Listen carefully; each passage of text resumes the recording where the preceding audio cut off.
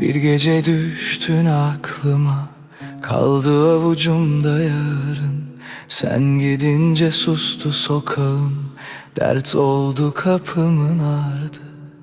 Gözlerimde eski yağmur, yüreğimde ince sızı. Bir sana vardı bu gönül, bir sana değdi yalnızlığı. Ne desem eksik kalıyor, İçimde kırık bir ses var.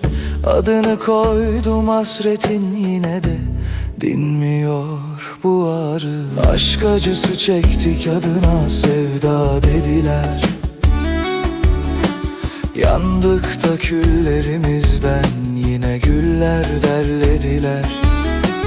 Aşk acısı çektik, adına sevda dediler. Ben seni unutmadım, unutmadı şu eller.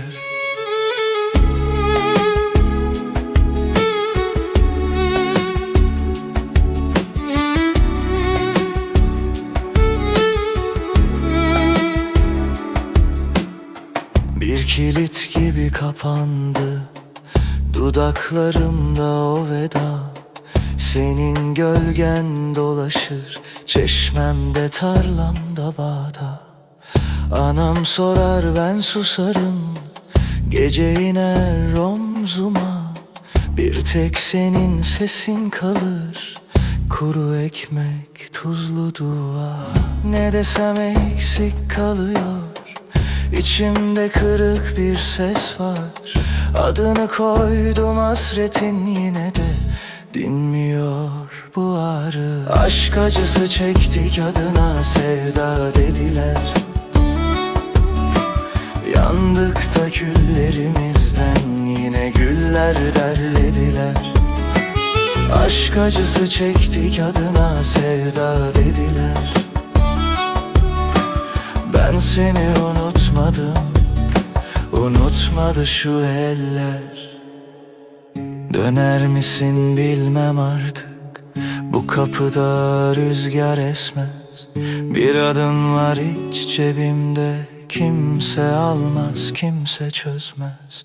Ben bu yola baş koydum ya, kalbim sana hep yönelir. Gönül dediğin bir çocuktur, düştüğü yeri ezberler. Aşk acısı çektik, adına sevda dediler. Yandık da küllerimizden yine güller derlediler. Aşk acısı çektik, adına sevda dediler. Ben seni unutmadım, unutmadı şu eller. Aşk acısı çektik, adına sevda dediler. Bir ömür geçse de adı yürekten silinmezler. Aşk acısı çektik, adına sevda dediler.